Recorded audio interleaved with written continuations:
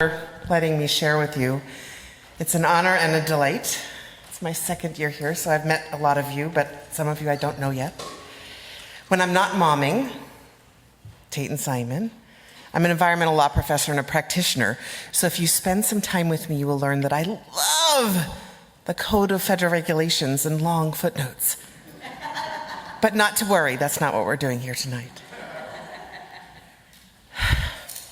Tonight, what I'm going to do is I'm going to read aloud words written by our very own United States Congress in 1969 and signed into law in 1970. I actually worked for one of the lawyers who was staffing the committee and helped write these very words. Oh, I'm sorry, staffers don't write, congressmen write, staff, anyways. Yeah, but anyways, you know what that means. I have made some changes to update gendered language because otherwise it just throws me off when I'm reading it. So that is a change. That's not what they wrote. There's a lot of man in there. But other than that, this is exactly the language that our representatives and senators set forth as law.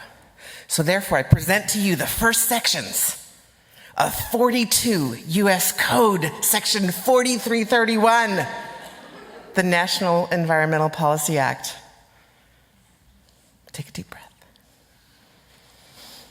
The purposes of this law are to declare a national policy which will encourage productive and enjoyable harmony between humans and their environment, to promote efforts which will prevent or eliminate damage to the environment and biosphere, and stimulate the health and welfare of humans, to enrich the understanding of ecological systems and natural resources important to the nation.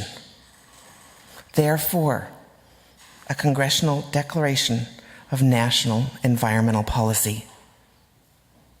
The Congress, recognizing the profound impact of human activities on interrelations of all components of the natural environment, particularly the profound influences of population growth, high-density urbanization, industrial expansion, resource exploitation, and new and expanding technological advances, and recognizing further the critical importance of restoring and maintaining environmental quality to the overall welfare and development of humankind, declares that it is the continuing policy of the federal government, in cooperation with state and local governments and other concerned citizens and private organizations, to use all practicable measures and means, including financial and technical assistance, in a manner calculated to foster and promote the general welfare,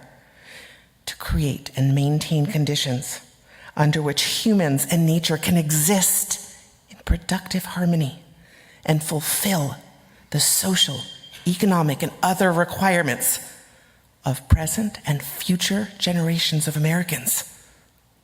In order to carry out the policy set forth in this chapter, it is the continuing responsibility of the federal government to use all practicable means, consistent with other essential functions of national policy, to improve and coordinate federal plans, functions, programs, and resources to the end that the nation may fulfill the responsibilities of each generation as trustee of the environment for succeeding generations.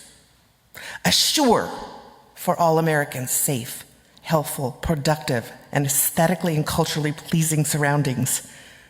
Attain the widest range of beneficial uses of the environment without degradation, risk to health or safety, or other undesirable or unintended consequences. Preserve important historic, cultural, and natural aspects of our national heritage, and maintain wherever possible an environment which supports diversity and variety of individual choice. Achieve a balance between population and resource use, which will permit high standards of living and wide sharing of life's amenities, and enhance the quality of renewable resources and approach the maximum attainable recycling of depletable resources.